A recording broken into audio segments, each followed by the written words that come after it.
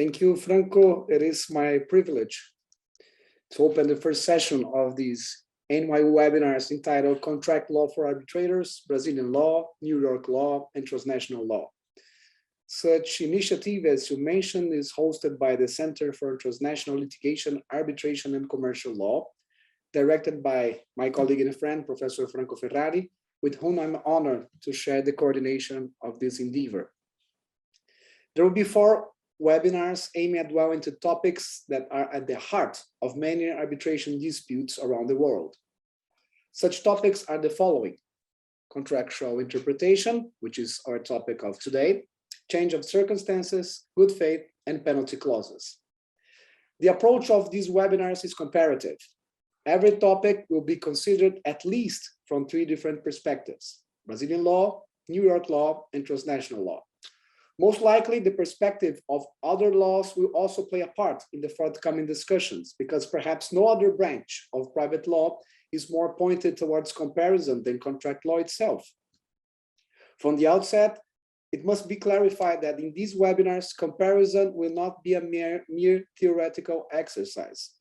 Much to the contrary, it has been chosen as a tool to put in evidence the similarities and the differences between legal systems while dealing with the same questions. In other words, the goal of these webinars is to consider and to confront the experience of very well-reputed practitioners to better understand how to deal with some pressing issues of contract law. Today, as I had already mentioned, we will start by tackling the issue of contract interpretation. Ascertaining the intentions of the parties to a contract is a vital task for practitioners and ultimately arbitrators who must adjudicate the meaning and the effect of the contract language adopted by the parties. The underlying approach is quite often portrayed as significantly diverging between civil law systems, as Brazilian law, and common law systems, as New York law. It is generally said that civil law adopts a more subjective approach to contractual interpretation, whereas common law favors an objective approach. It is also said that civil law tends to a more contextual approach about written contracts, where common law adopts a highly textual approach. It is even affirmed that civil law points to contractual justice, whereas common law points to contractual certainty. Amid these 2 traditions, it is said that international law, namely the Convention for International Sale of Goods, the CISG, manages to strike a happy balance in order to promote international trade. Today, we will test the correctness of such ideas. As we will see, perhaps the differences are far more subtle than one may think, given that legal traditions have evolved over time to provide solutions that cannot be simply encapsulated in the prejudices frequently used to describe them.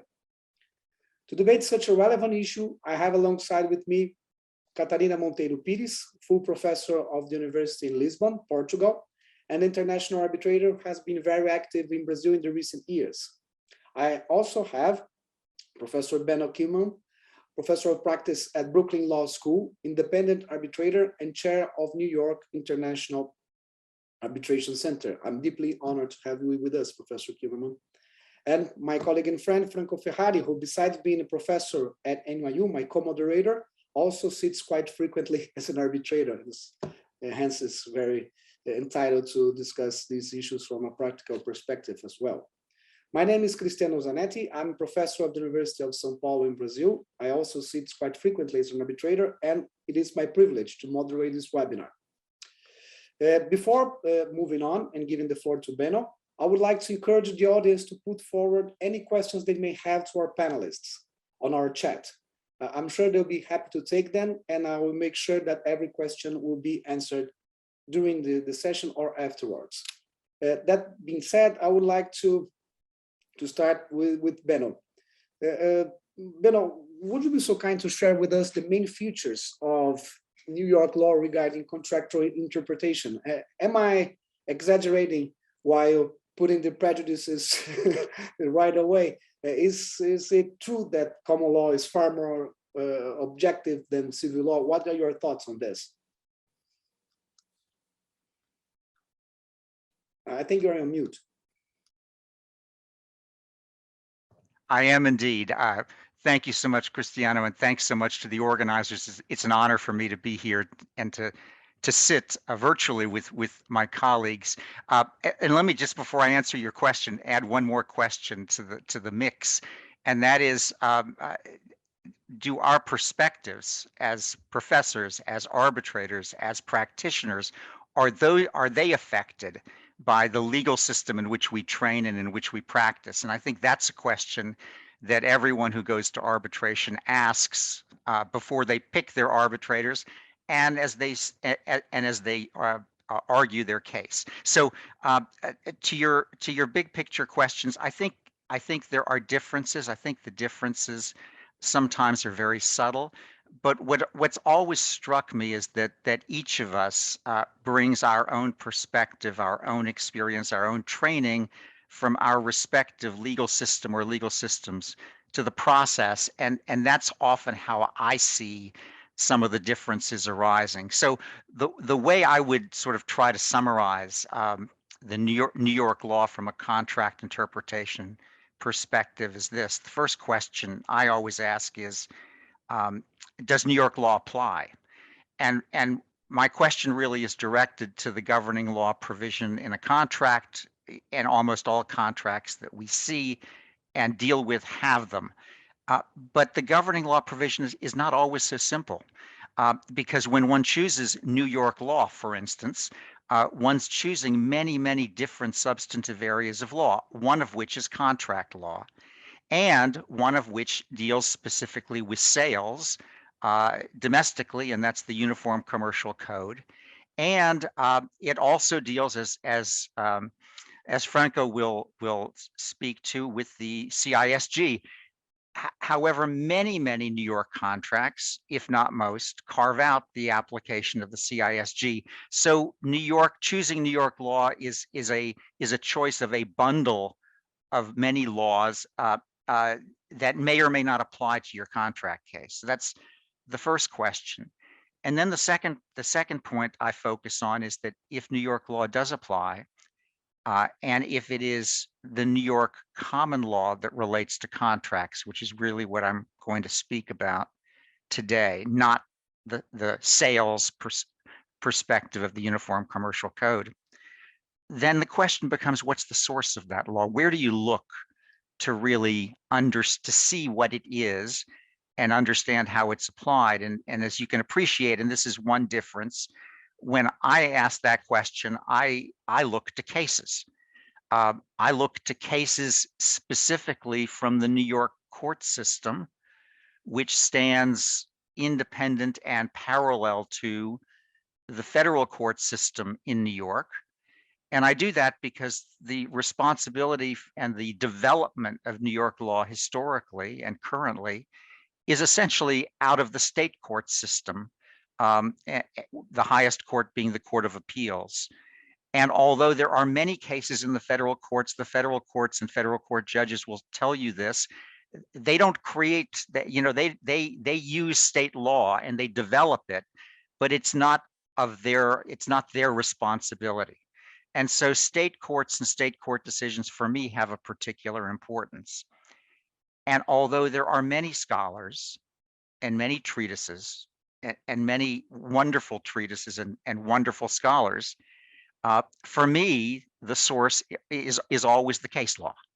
And when I use the treatises and when I review what scholars say, I always go to the cases that they use, because how I use them or how an advocate will use them may well differ substantially from what a treatise says. And so those are the sources I use. And because it's case law based and case law developed, that's the raw material that I think is so essential to understanding New York law.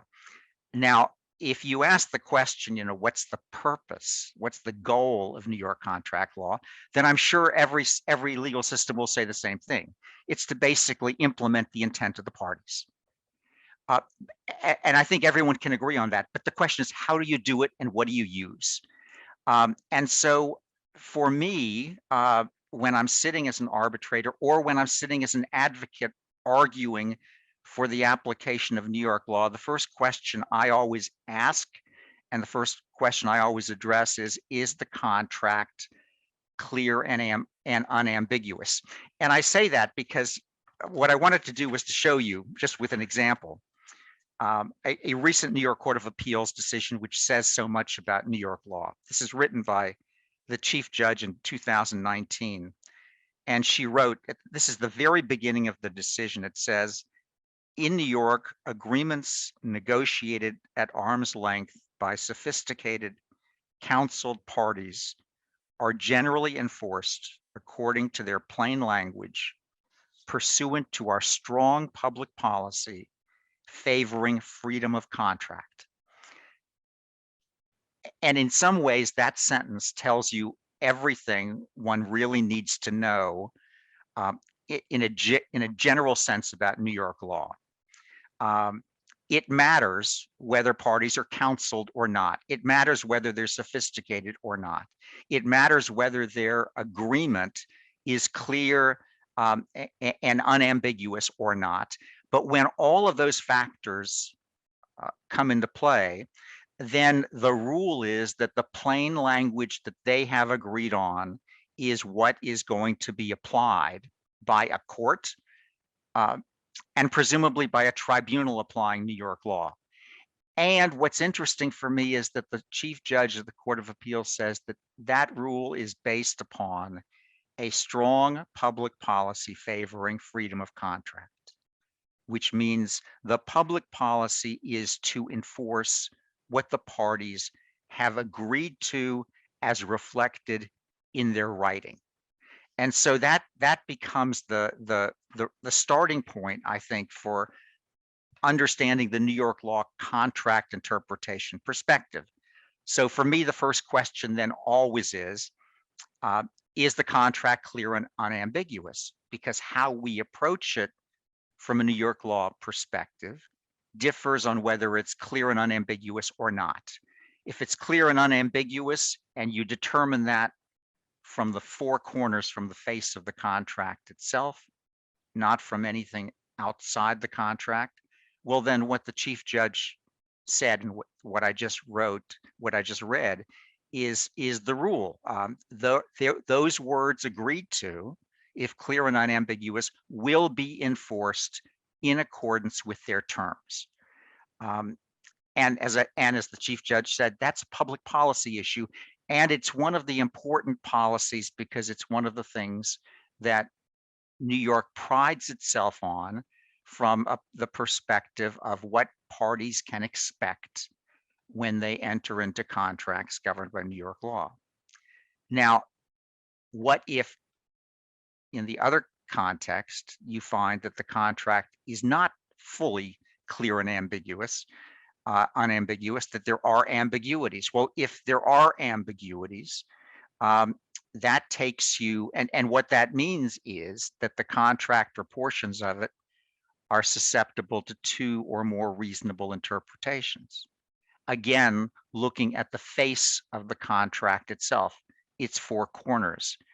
And if one concludes as an arbitrator or as a court that there are ambiguities, then the approach in New York is that the court or the tribunal can consider many other sources to determine the party's intent. Prior drafts, negotiations, conduct of the parties, custom and practice, all kinds of what we call extrinsic evidence, evidence outside the four corners of the agreement.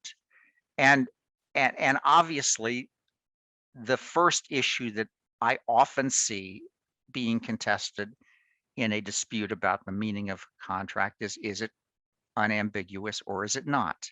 Because the inquiry and the types of evidence and the argumentation differs dramatically if it's one or the other. And what's always interesting is that no matter how complicated a contract is, parties often argue, both parties often argue, that it's unambiguous. It's clear and it's unambiguous, and each side says, because of that, they win. Their interpretation is correct, and it should lead to the result. And even when that happens, and it happens a lot, the tribunal's obligation and a court's obligation is to make its own determination as to whether the contract or its terms are clear and unambiguous or not, because notwithstanding what the parties argue, it's essentially a legal decision as to which interpretive road one goes down. Once that's determined, whether it's clear and unambiguous or not, the principles that we follow are not terribly aren't unique. We try to give meaning to every word in the contract. We try to interpret words in accordance with their plain meaning. We use dictionaries if there's any doubt about what the plain meaning of a word is. And one of the admonitions of New York law is that it's very important that a court or a tribunal interpret the parties' words in their agreement and not create a new contract for the parties. That is a fundamental tenet of contract interpretation. And it's easy to articulate, and it's very difficult to apply, because sometimes the line between interpreting and fashioning somewhat of a different interpretation or a different understanding is very narrow. The consequence of that is that implied terms are we are very reluctant to imply terms in a contract. They have to be necessary, because contrary to the policy in favor of freedom of contract, one gets what one negotiates for. Now, there are always exceptions to all of these basic rules, but the basic overriding premise is that we give effect to the words of the parties, and if they're ambiguous, we go behind the written words to their negotiations, and we try to achieve their intent. And I guess the perspective from New York law is that the best indicator always of the party's intent are the words they chose and the words that they negotiated and reduced to writing on paper. And so I think those are the overriding principles that I try to apply, and I think that are applied generally in New York when New York law has been chosen, and it's the New York common law. Thank you, Benno. This also corresponds to my experience as an arbitrator, because quite often we hear during hearings an opening statement from a lawyer say, this is a very clear contract, and it goes in that way. And then we hear the other lawyer say, oh, this is a very clear contract, but it goes the other way. So real problem that we have to face in every case is to establish the meaning of the contract, and where is it's clear and unambiguous, it's a easier task for the tribunal, because then you only have to enforce it. I would say that the real problems arise when we realize that the contracts are not as clear and as unambiguous as one may hope that they should be written. And this is a trick questions in different legal systems. We have already touched some points regarding negotiations, drafts, conduct. Perhaps we could come back to it further on, but those are very interesting topics, because under my perspective, the real problems arise when you have to establish something that's not quite clear. And before I come back to you and let Franco speak, I would like to hear Catarina on this, because I think it's quite clear under the perspective of New York law that the enforcement of contracts, freedom of contracts, this is public policy. I don't hear that much in this sense under the perspective of civil law. Perhaps we have a different approach, perhaps we could arrive at the same point, but I don't recall to having heard that this clear, as Benno mentioned, while describing to us how New York law works. And I would say perhaps we have different perspectives, not sure we have different rules, but I'm curious to know, how do you see Brazilian law in this field of contractual interpretation? Do you think that we are very far away from common law, we're more inclined to intervene in contract domain, or should we be very slow from departing for the text in order to somehow discuss the clauses, the meaning. What are your thoughts on this? Hello, good afternoon. First of all, I'd like to thank the organization for this invitation and to congratulate Professor Ferrari and Professor Zanetti for the initiative of a webinar on contract law for arbitrators. I would like to start, if I may, with a preliminary remark. Professor Zanetti's question concerns only the national law governing the contract, which is in principle the law applicable to contractual interpretation. Of course, that due to the specific nature of international arbitration proceedings and the nature of international commercial contracts, arbitrators may take into account in certain jurisdictions transnational principles combined with the law, with the national law chosen by the parties to govern the contract. And in Brazil, the parties may also refer to principles of international commercial law combined with the national law.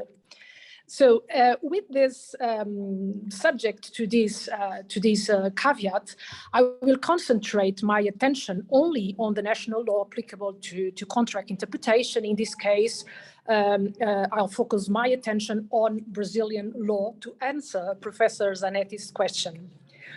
The rules applicable to interpretation of contracts in Brazil are set down in Articles 112 and 113 of the Brazilian Civil Code.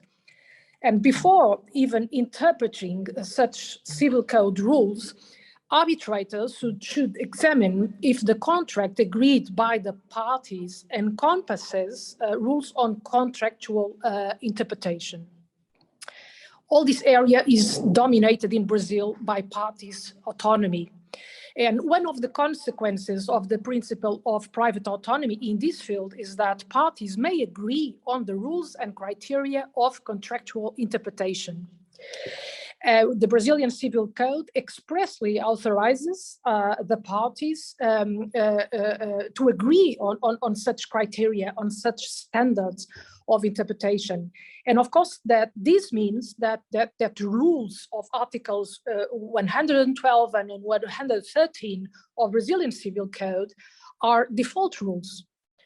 And this conclusion, which for me it's quite obvious in Brazilian legal system, is also nowadays acceptable in many other civil law legal systems. But let us assume that the parties have not agreed on the rules applicable to contractual interpretation. In absence of this kind of agreement, Article 112 of Brazilian Civil Code establishes that relevance should be given to the intention revealed through the declaration rather than to the literal meaning of the declaration. This provision is quite similar to paragraph 133 of the German BGB. It's similar but not identical, because the German code refers to true intention, die wirkliche Wille, and the Brazilian Civil Code only refers to the intention and not to the true intention. But the rules are quite similar. And in Germany, the prevailing meaning of the mentioned paragraph of the German BGB is not that contracts are to be interpreted subjectively. And this conclusion results from the rejection of the so-called will theory in Germany, in the preparatory works of the BGB, as well as from also result from other provisions of the German Civil Code regarding contract formation. And what about Brazilian law? At first glance, one may conclude that Brazilian law takes a subjective approach to interpretation. This reference to the intention. However, that is not the case. The law refers to the intention revealed through the declaration, therefore focusing on the declaration and not in some kind of subjective or even psychological intention. Besides, in Brazil, the commentators of the civil code consider that the intent to which the code refers is not such subjective intent, but it is the declaration as a social act, as an act of communication. So it is the reasonable meaning of such declaration. In other words, the party's representation has the meaning which the interpreter considers as corresponding to an understanding of the text in line with the knowledge of what we may call a reasonable person. And this is an objective and not a subjective approach. So I would say that in Brazil is not a matter of what one party actually intended, is not neither a matter of psychological representation of the other party. The problem is about the meaning, the objective meaning of the declaration. And the article I have mentioned, Article 112, also, in my opinion, opens the door to the relevance of the context of the agreement. This provision says that interpret is not limited to the words used in the document. So if we consider the battle between textualism and contextualism, I would say that the Brazilian Civil Code does not favor textualism. The wording is, of course, the starting point of interpretation, but interpretation is not limited to the wording. Literal interpretation under Brazilian law can be used to justify a certain meaning, but cannot be used to justify a sense which is not objectively or commercially reasonable. The other provision that may be relevant under Brazilian law is Article 113 of the Brazilian Civil Code. And foreseeing additional criteria of interpretation. The first part of this legal provision provides that legal transactions shall be interpreted in conformity with good faith and in conformity with the usages or the practices of the place of the agreement.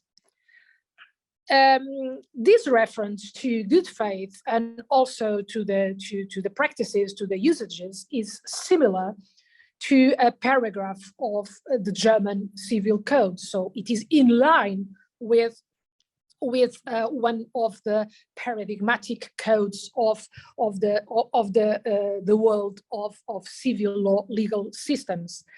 However, the Brazilian Civil Code, such provision of Article 113 has also a second part, which we cannot see in German Civil Code. And this second part of the rule was introduced by the economic freedom law in 2019. And pursuant to this provision, to this second part of the article, the meaning of the declaration shall correspond to the meaning that, and then the law foresees many possibilities, and the first possibility is the meaning that has been confirmed by the party's performance. So the relevance of the performance subsequent to the agreement.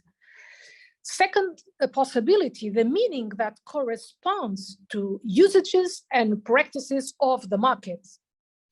Third possibility, the meaning that corresponds to good faith, which is, in my opinion, a repetition. The meaning that, very important, benefits the party that has not proposed or has not drafted the agreement. Or the meaning that corresponds to a reasonable agreement on the matter if the parties had discussed such matter. Well, I would like to share with you some of my personal observation regarding this Article 113 of Brazilian Civil Code, the second part of this article.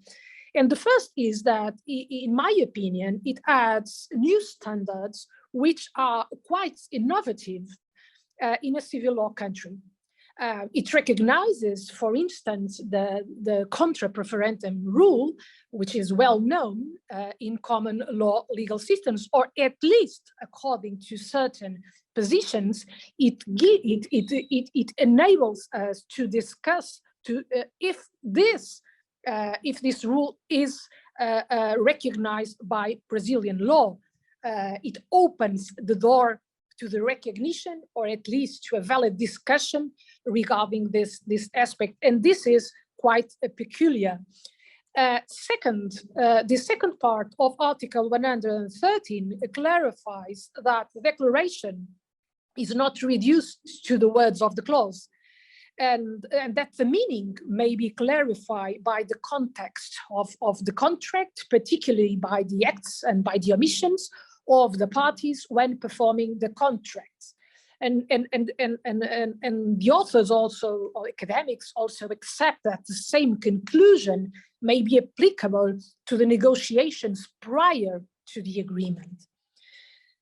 A third observation regarding this rule is that it sets a criterion which is quite original, the criterion of the meaning that corresponds to the parties' reasonable agreement if the parties had discussed the matter.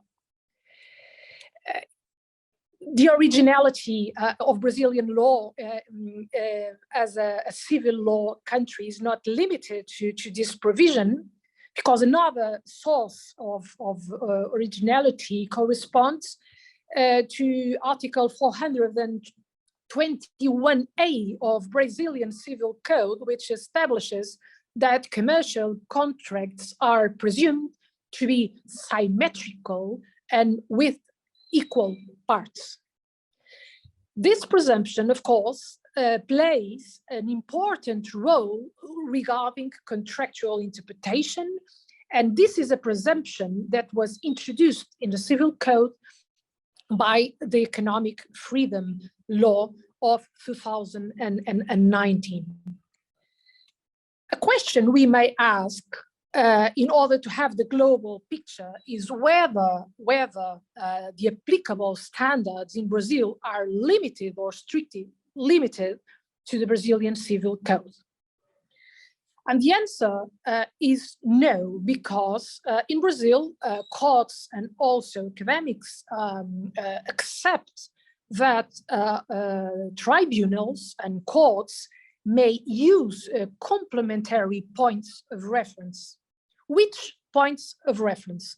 For instance, it is widely accepted, praeter legem, because the code does not expressly say this, that the literal meaning of the words is relevant, but not the sole criterion. The purpose of the agreement is also important to establish a certain meaning of the declaration. In addition, it is also widely accepted in Brazil that certain shared maxims of based on experience can be invoked to interpret the contract. For example, a common interpretation maxim is that where there is any doubt, it should be presumed that the parties were aiming at a rational meaning and not at an irrational meaning. Another possible common interpretation maxim is that in case of doubt, the tribunal or the court shall presume that the parties intended to execute an internally coherent contract.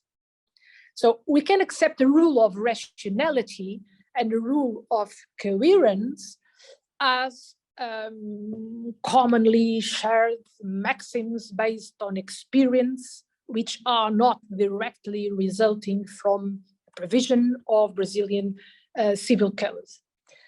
My previous observation allow me now to share with you at least 5 conclusions, which are the key points I would point out as an arbitrator applying Brazilian law.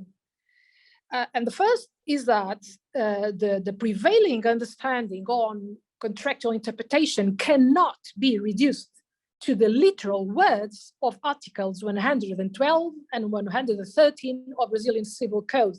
Such articles need to be interpreted and need to be complemented with other standards which are normally accepted in Brazil. Second, the Brazilian system does not take a subjective approach to contractual interpretation. Please, Professor Zanetti, correct me if I'm wrong. Third, Brazilian law, in my opinion, does not adhere to textualism, but instead recognizes relevance to the context of the transaction. Another possible conclusion, in my view, Brazil experiences a trend towards private autonomy and commercial certainty in contracts. And in my view, we can perceive this very clearly in the recent changes to the Brazilian Civil Code introduced by the Economic Freedom Law, to which I have previously referred to. Now, answering directly to Professor Zanetti's question regarding the comparison between the Brazilian system and other civil law systems versus common law systems, in few words or very few words, I would say that the Brazilian rules are partially in line with civil law systems, but also recognize concepts and principles of common law systems. At least that is my view on Brazilian civil codes. Thank you very much for your attention, and thank you, Professor Zanetti, for asking the question. Thank you, Catarina. There's a lot to discuss about this recent laws from 2019. And I would simply say by now that it is telling that Brazil decided to approve a law saying that there is economic freedom. According to most scholars, that would not be necessary, but the fact that it was enacted, that means that perhaps our legal system was not interpreted accordingly before that. But there's plenty to discuss about that. But before we come back to that, I'd like to hear Franco about the international perspective, because I'm quite sure that Franco will say, you do not have a problem anymore because transnational law has solved every possible issue between common law and civil law approaches. So we'll just hear Franco what he has to explain to us, and then we will see what we have to perfectionate in our legal systems. Franco, the floor is yours. Thank you very much, Cristiano. So what I will do is refer to the CISG. It's enforced both in Brazil and in the US. And I do so to highlight actually some of the differences that exist in the systems that we have dealt with up to now. Some of the CISG's rules do not have counterparts, in my opinion. And we know this, for example, from the so-called Transnational Commodity Group case decided by the Court of Appeals for the Second Circuit. What happens there? The court in that case expressly pointed to some of the differences between New York common law, addressed earlier by Professor Kimmelman, and the CISG's rules on interpretation. Now, as far as the CISG is concerned, its rules on interpretation are to be found clearly in Article 8, a dispositive provision. I say dispositive because Professor Pires pointed to the dispositive nature of Brazilian rules herself. Article 8 contains what one arbitral tribunal labeled principles generally accepted in international commerce. Now, importantly, and this is also to be derived from the Transmer case, which I just mentioned, the applicability of Article 8 precludes resort to domestic interpretive rules. That has to be clear, meaning that the rules identified by our colleagues earlier would have to be disregarded. Also, it is important to note that Article 8 is contained in the chapter dedicated to the general provisions of the CISG, thus applying whenever a statement or conduct of a party relating to a matter governed by the convention is to be interpreted. By way of example, courts have resorted to the CISG's interpretive rules to interpret statements and conduct concerning, for example, the exclusion of the CISG in accordance with Article 6. Statements made in the context of the formation of contracts governed by the CISG, clearly. And whether the parties intended at all a given set, for example, of standard contract terms to become part of the contract, I deal with that a little later, as well as statements and conduct concerning the performance of the contract and also its avoidance, for example. Now, courts, including the German Supreme Court, and in this setting, it's very important, as well as the Transnational Court, which I mentioned earlier, have also applied the interpretive rules set forth in Article 8 to an arbitration clause contained in a contract governed by the CISG, as well as to decide whether an arbitration agreement had been concluded at all. So scope and formation action. It should also be noted that although Article 8 of the CISG appears to be applicable merely to the interpretation of unilateral acts and omissions of any party to a contract governed by the CISG, because that's what the wording really says, according to the Convention's legislative history, case law, it equally applies, of course, to the interpretation of the contract as a whole.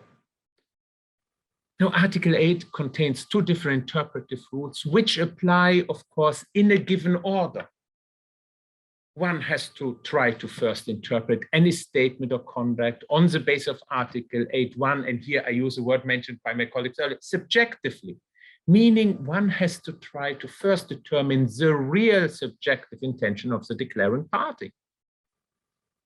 Article 8.1 actually instructs courts to interpret the statements as a conduct of a party according to his intent, but this as long as the other party knew or could not have been unaware of that intent.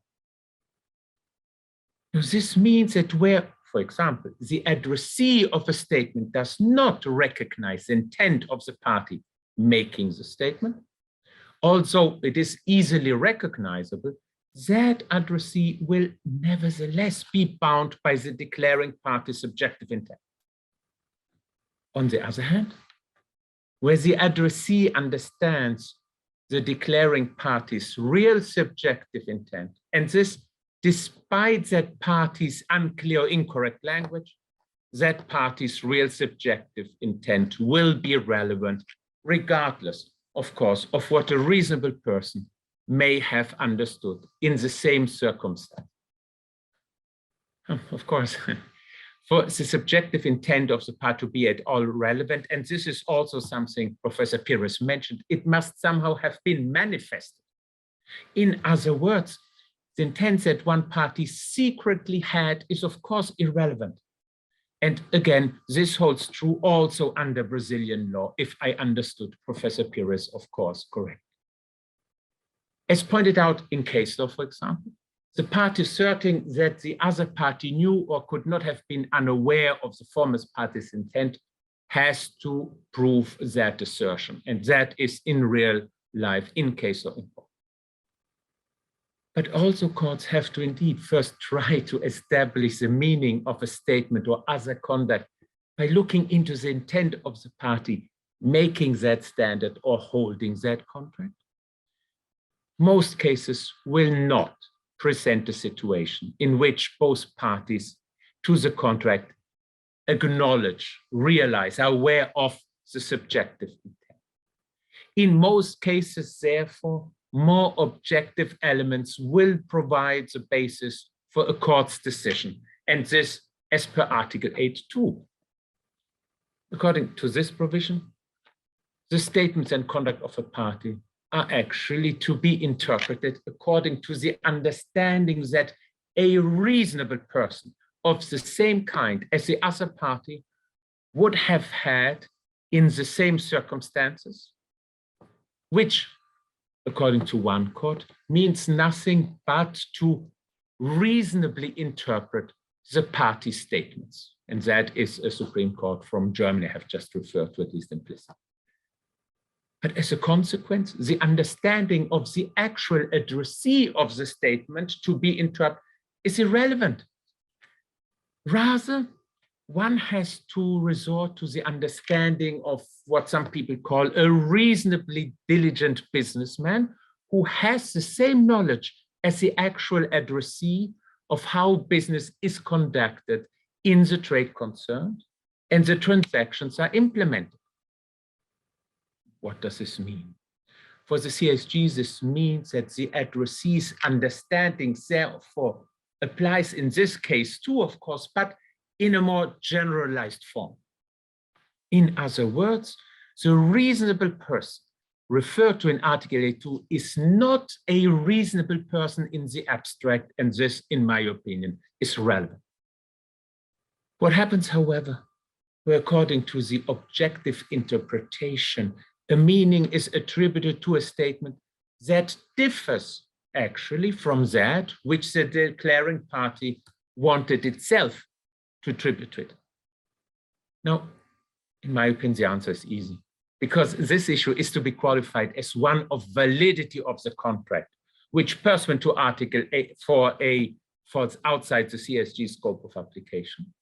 The issue of whether the contract can, for example, be invalidated on the grounds of this type of mistake will depend on the applicable domestic law and therefore is outside the CISG.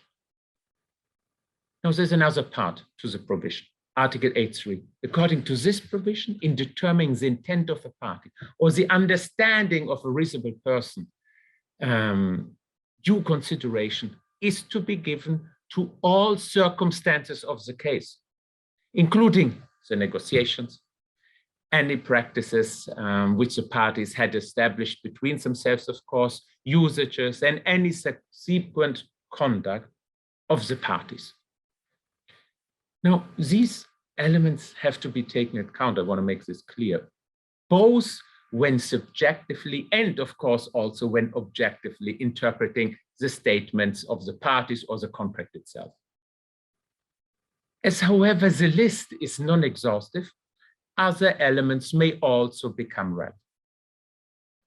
Now, in respect of the elements expressly listed in Article 8, it has been suggested by courts that the order in which the circumstances are listed indicates a specific order to be followed in employing these elements, criteria, factors, whatever you want to call them. Pursuant to that view, prevalence is therefore to be given to the negotiations. A view justified on the basis that the contents of the contract can, more often than not, be deduced mainly from the negotiations. Still, one court applied the so-called parol evidence rule to a contract governed by the convention. Now, this rule, which actually, notwithstanding its name, applies indiscriminately to both parol and written evidence, seeks to somehow give legal effect to the contracting party's final and, in certain instances, complete expressions of the agreement, which they have actually reduced to writing. Now, consequently, where the agreement is supposed to be a complete integration, the parol evidence rule prohibits a party from introducing evidence of prior agreements, for example, or negotiations that somehow are contradictory as well as inconsistent with the writing. This, however, means that the parol evidence rule contrasts with Article 8.3, which I just mentioned, by virtue of which, as I just said, the negotiations have to be taken into account in the interpretation, which is why the majority of courts, and again, including the Transma court I mentioned earlier, hold that the parol evidence rule does not apply to contracts governed by the CISG. In other words, and here I'm using an expression of a US court, contracts governed by the convention are freed from the limits of the parol evidence, and there is a wider spectrum of admissible evidence to consider in construing the terms of the parties' agreement. One court, after pointing out the problems that may arise under the convention, for example, in this respect again of the parol evidence, stated that to the extent parties wish to avoid parol evidence problems, they can actually do so, including a merger clause in their agreement, because as mentioned, Article 8 is actually dispositive, a merger clause that extinguishes any and all prior agreements and understandings not expressed in the writing. But let's not forget, this clause too would need to be interpreted pursuant to Article 8.3, Article 8 as such, another element to be taken into account, of course, in the interpretation of the statements is, as I mentioned earlier, subsequent conduct of the party. Now, this was also mentioned by my colleagues. However, because the meaning of a statement is supposed to be determined at the time of its effectiveness, the subsequent conduct can merely serve to show what intent existed at the time the original statement was made. This is also why it has been stated that waiver clauses, for example, do not prevent subsequent conduct from being relevant. Because the purpose of waiver clauses is to bar modification of the contract through conduct. Conversely, waiver clauses, however, do not prevent subsequent conduct from being relevant for determining the meaning of a statement or contract already concluded, meaning concluded at an earlier point in time. Where subsequent conduct of one of the party contrasts with the statement that party made itself, in my opinion, the former must be relied to. Where, however, there is a contract where there's a contrast between the common intention of the parties and the subsequent conduct, this may be seen as a modification of the contract pursuant to Article 29 of the CISG. Now, there is a lot more to say about Article 8. There are language issues that courts had dealt with when applying Article 8, which I may leave actually to a later discussion. Thank you for the attention. Thank you, Franco. I think we have touched already some very interesting issues regarding contractual interpretation.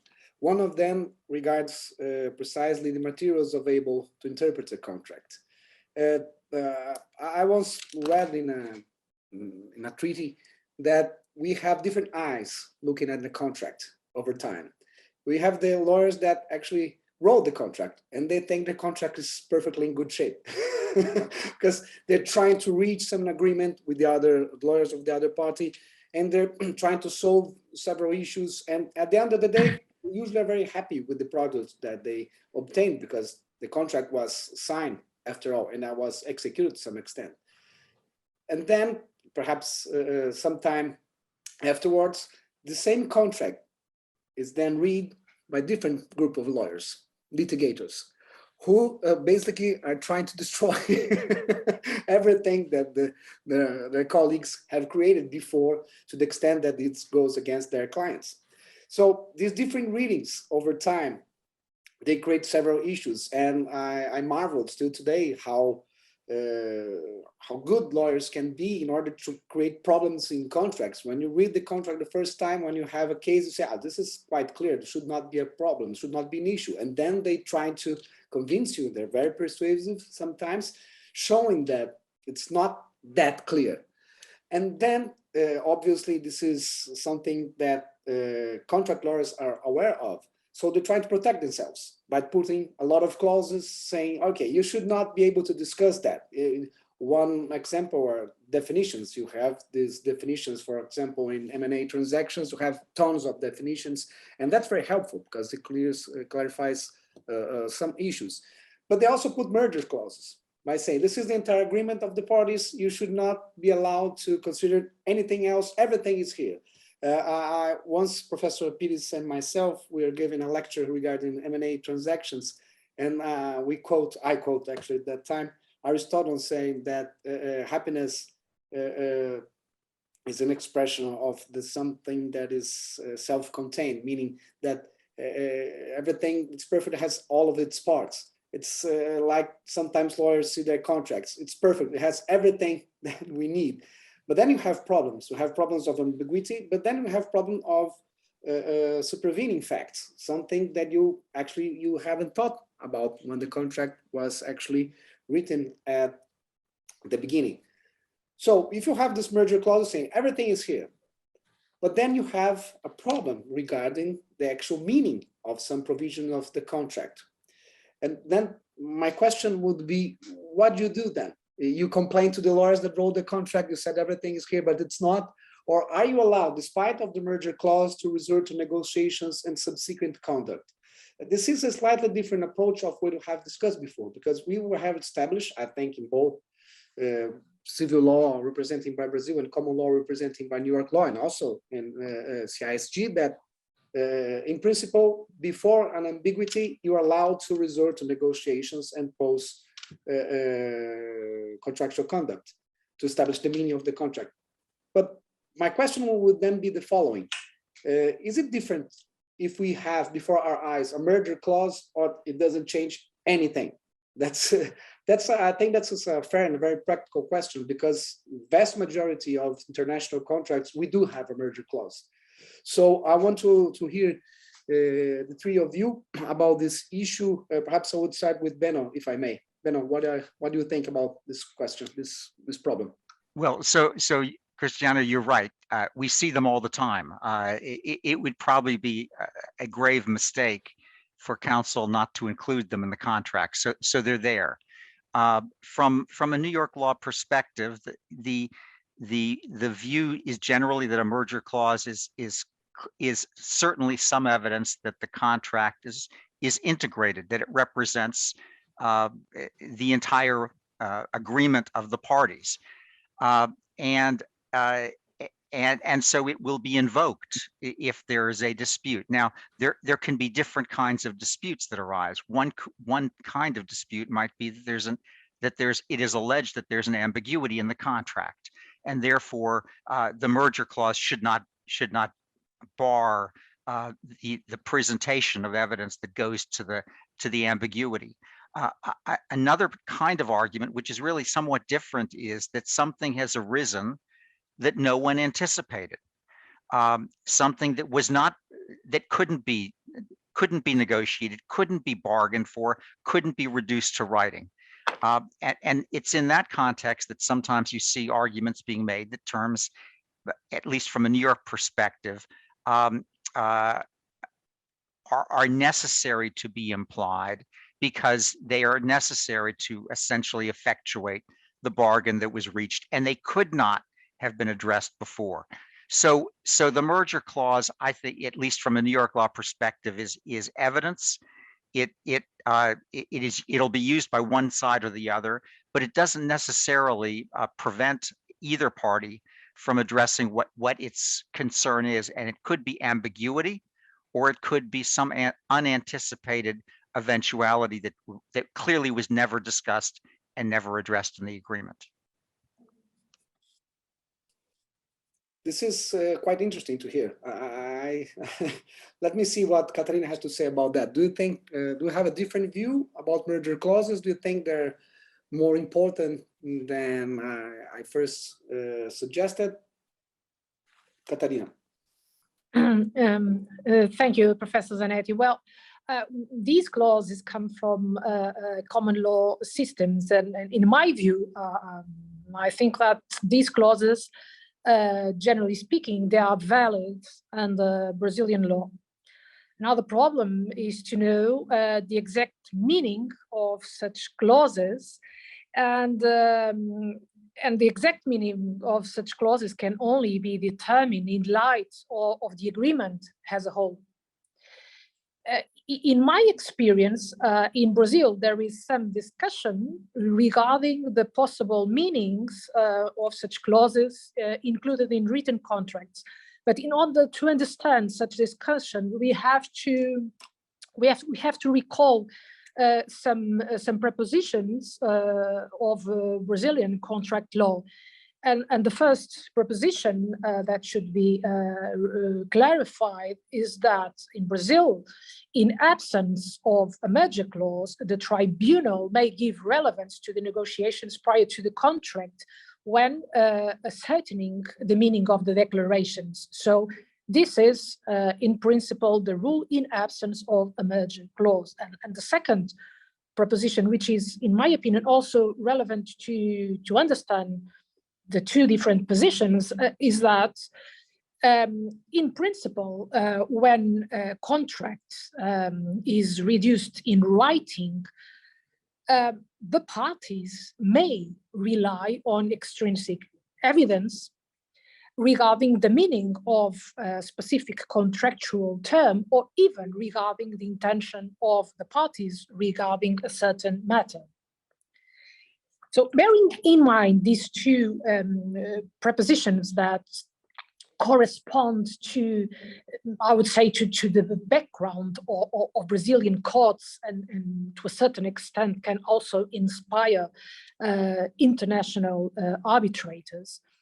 The two possible positions are: one position, considering that entire agreement clauses or merger clauses just intend to clarify that the contract, the main contract, supersedes prior preliminary agreements or prior negotiations. And just that. I would say that this is a minimalist approach to the problem. Other position states that these clauses may be construed as true interpretation clauses, and that in some cases, one may even conclude that prior negotiations are not relevant, or at least cannot be the decisive point when interpreting the contract.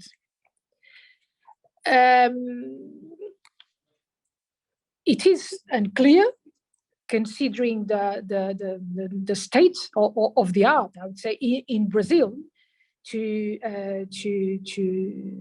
to know whether the first or the second position is dominant.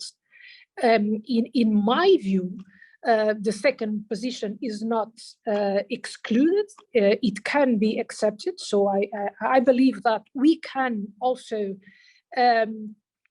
look at these clauses and try to conceive them as interpretation clauses. But again, to establish this conclusion, we have to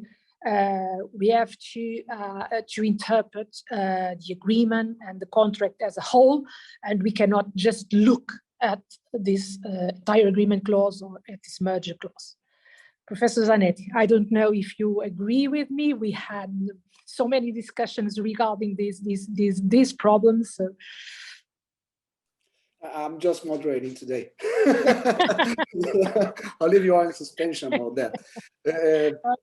But it's a tricky question. If I may say something about it, not every entire agreement clause is the same. They're different. Of course, we're picturing something here.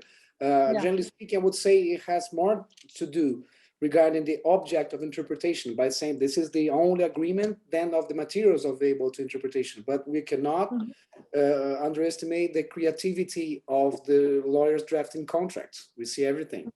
So, but in case it would prevent to use, absolutely use other materials, that could create some very serious issues that could lead to annulment, for example, because at the end of the day, if you cannot establish the meaning of some provision, you will render this provision ineffective, and that might jeopardize the whole contract. I'm exaggerating a little bit, depending on what we're discussing. So in my experience, at least, it's not very usual the parties to establish through a merger clause rules regarding precisely the evidence available to interpret a contract. They usually tend to simply establish that this is the entire agreement, and there are no other agreements that should be considered as long as we're concerned these parties. But as I said, this could be tricky depending on the text of the wording. contracts. What I tried to quote Aristotle before, actually the sentence is, happiness belongs to the self-sufficient. This is a dream of everyone that is writing a contract. It's very hard to achieve, but it's a goal that we understand that we should at least try to reach. Franco, I believe you have already addressed the issue regarding merger clause. So if I may, I would like to ask you a different question, a very easy one. Regarding contractual gaps, which is a problem that does not raise any concern whatsoever. Because, of course, and we have touched this point before, sometimes you have points that the parties were not able to reach an agreement, that they left this unsolved, and they might be guilty of that. But sometimes they could not be foreseen, some situation, of course. We have facing this pandemics for over 2 years now, and we're quite used to something that no one could ever have thought about that would be happening, at least not in this scale and not for this long. So what are your views regarding contractual gaps? Is the CISG well equipped to deal with contractual gaps? Or do you think that is still something that should raise the eyebrows of everyone deal with contracts of international sale of goods? Oh, let me first say that I do not believe that Article 8 is a provision one would have to turn to, one would be able to turn to in order to solve what you call the contractual gaps. Article 8 is not there to somehow redraft the contract. That is not what Article 8 is there to do. Article 8 is a rule of interpretation, not of construction, how, for example, English lawyer may use the term. So that is very clear. To me, if there is a contract gap, it is very easy. You have to fall back on the applicable law, however you determine that, okay? And if a law is exactly that, a law, it is exhaustive. It will solve any kind of problem the parties have not actually even imagined. This is my way of dealing with things. There is a difference if, of course, the CISG is applicable. I say that because the CISG, even though it's called an international sales law, is not an international sales law in the sense that the CISG is not a self-sufficient instrument. It's not an exhaustive instrument, despite some Supreme Court decisions in Switzerland where they expressly say, oh, the CISG is, of course, self-sufficient. It's an exhaustive body of rules. That is complete nonsense. Let's be serious. So it's not a law. In a CISG related case, this would mean various things. You have to first look into the contract. The CISG's rules cannot somehow redraft the contract or help to redraft the contract. You look at the CISG itself and you look into whether the CISG itself, as the default applicable set of rules for international sale of goods contracts, contains a solution to the issue. And there are issues where it does not, meaning that at one point you would have to go back to a national law, which is really the one that is exhaustive and ultimately would be able to solve any issues, fill any gaps. This puts in relevance the role of dispositive law. Sometimes people forget that, at least in civil law countries, you have thousands of rules to contracts. Some rules apply to contracts in general, some rules apply to specific contracts. But that was another question, which is not quite easy to address. And I will ask this question to Catarina, then I think we still have time. I'd like to ask another question to Benno. And I'm keen to respect the time because my co-moderator is very strict, so I not risk extending the time too much. But there is perhaps a tricky question regarding the frontier between interpretation and gap filling. Because if you, theoretically speaking, if you are before a gap filling, then you can resort to dispositive law, and that's the end of it. You have a lot of rules, and you also have analogies. So that's plenty of material to use to fill a gap. But perhaps a very practical and complex question is when we quit trying to interpret the contract and starting to resorting to dispositive law. So in terms of legal theory, that will be the frontier between constructive interpretation and gap filling.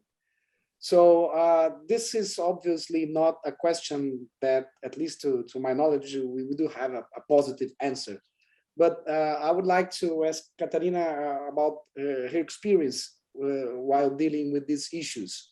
How hard you try to find a solution within the framework of the contract itself? How hard you try to interpret a contract before you decide, okay, there's no way to solve this problem within the four corners of the contract. The behavior of the parties is not very relevant, so I'm finally going to dispositive law. Or instead you think, no, this is not clear in the contract, I will use very easily dispositive law, and that's the end of it. Do you think this is a complex choice, or is this an easy choice for you? Thank you, Cristiano.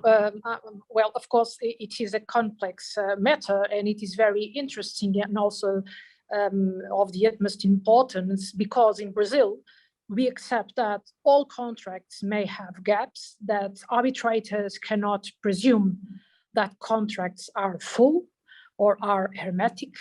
And we also accept that all contracts need to be interpreted.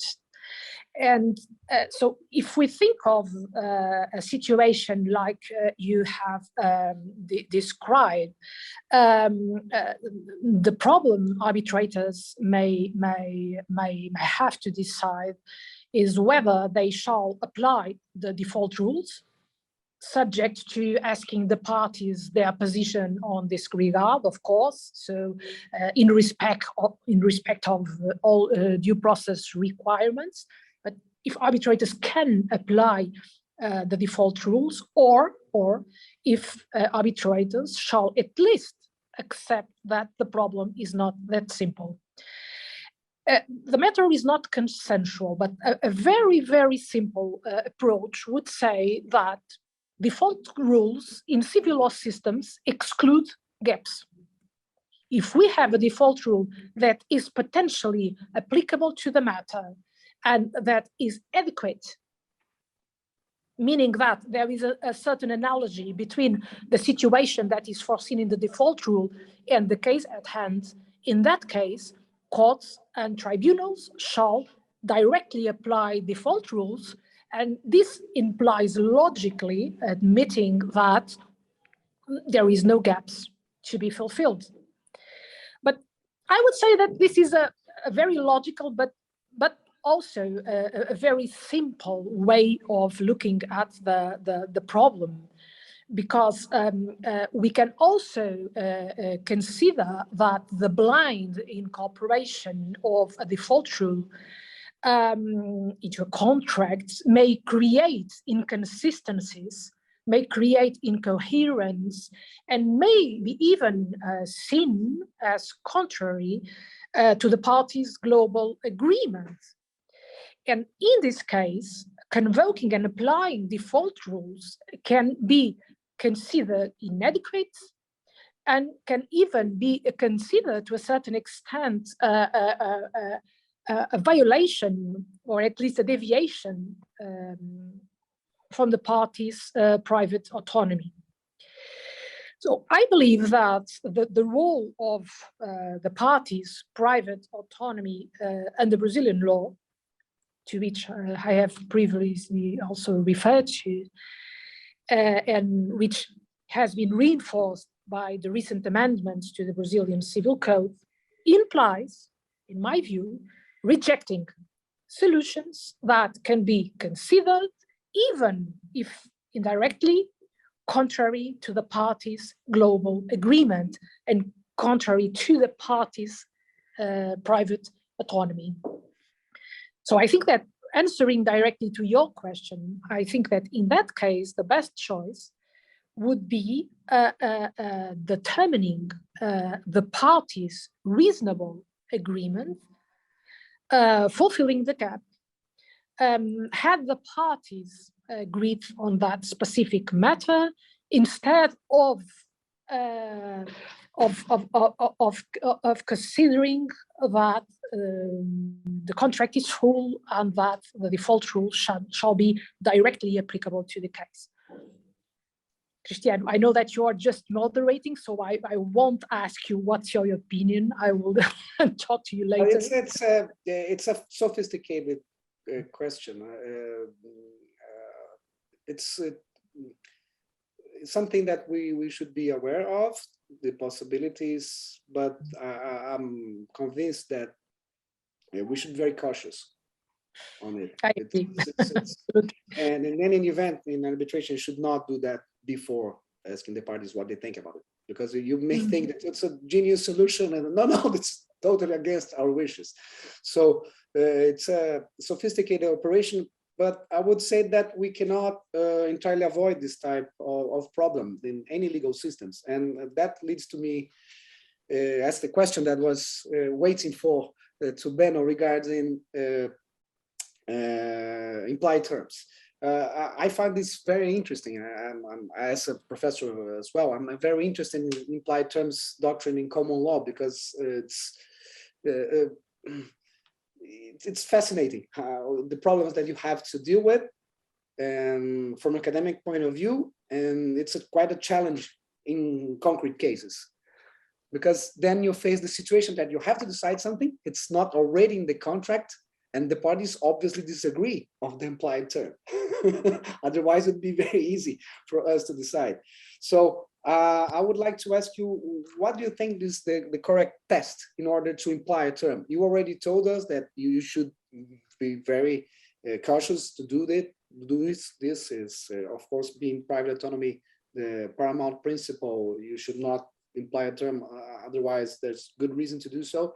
But I would like to ask you a question perhaps a little bit more precise, because from what I have read regarding this issue, there would be at least two possibilities: whether you should imply a term because it's necessary, it's impossible to fulfill the parties' agreement without this term, or perhaps a more liberal approach saying that you should imply when it's reasonable, which would raise a lot of questions.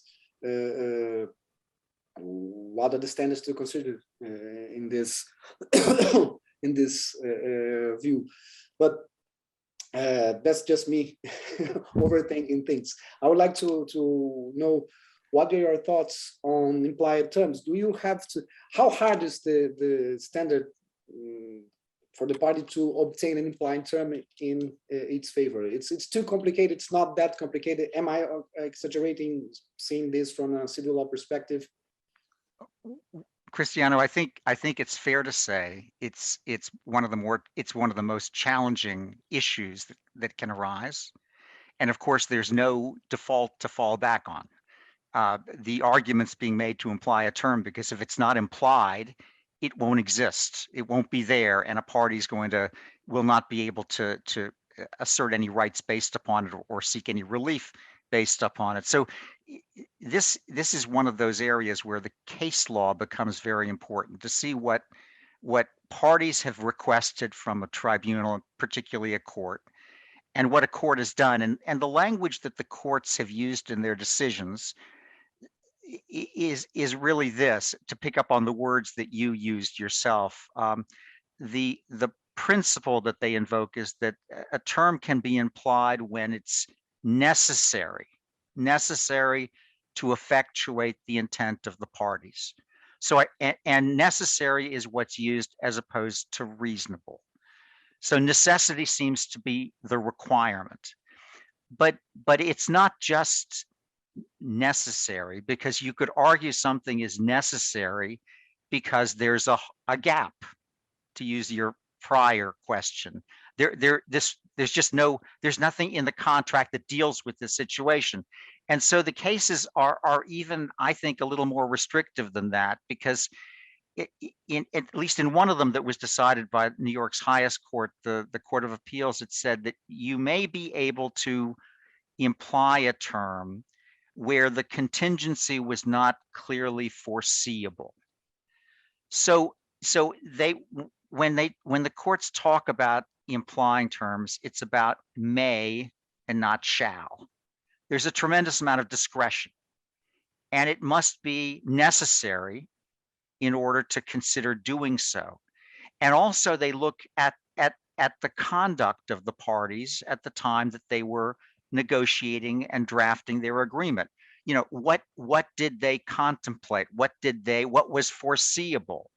And I think here it would probably be, you know, a reasonable person test that would be used to determine whether this is something that was foreseeable or should have been foreseeable at the time they're negotiating.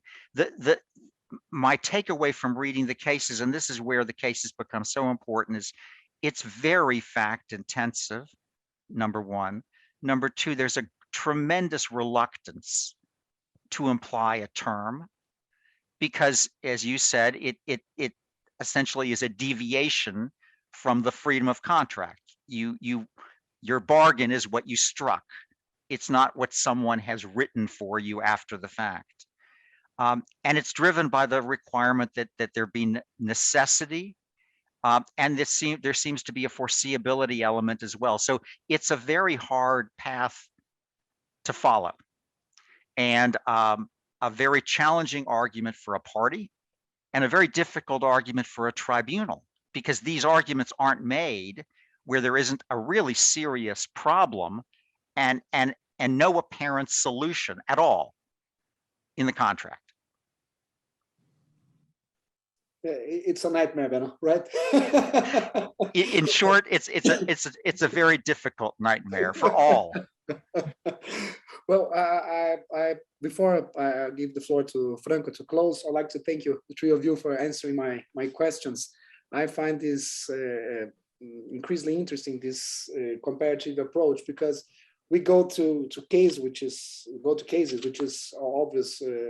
obviously common law is more inclined to dwell into cases, and then we go to general rules in civil law, but most likely the answers lie between the use of both of them, because for some issues you have some principles which are not that different between the systems, and not that different in CISG, I would say also either. But then you have details, and to deal with details you have to consider concrete situations, and this moving forward and backwards, that probably leads us to better understanding of these problems. We still reasoning in every legal system, I think, a lot by comparison.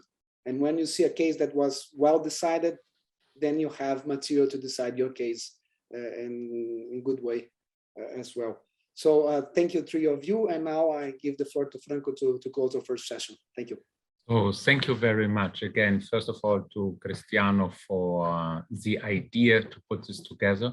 Of course, then to our colleagues, Professor Pires, Professor Kimmelman, for talking about contract interpretation today. As mentioned in the very beginning, this is the first out of 4 webinars. The next one will take place on April 29th, and it will be tackling an issue that really is important today, meaning change of circumstances and economic hardship. In arbitration, we see issues relating to these two overall topics very often, more so in recent times. And it is not just the pandemic that triggers this type of cases. Ina Popova will give a talk on New York law, Rafael Alves on Brazilian law, Cristiano Zanetti will once again moderate and give his comments, and I will tackle CISG related issues. I hope to see you there. I thank the participants, many of whom I know, so I thank our colleagues for being there, friends for being online as well. Thank you, and I hope to see you all next week on Friday again. Thank you and stay safe.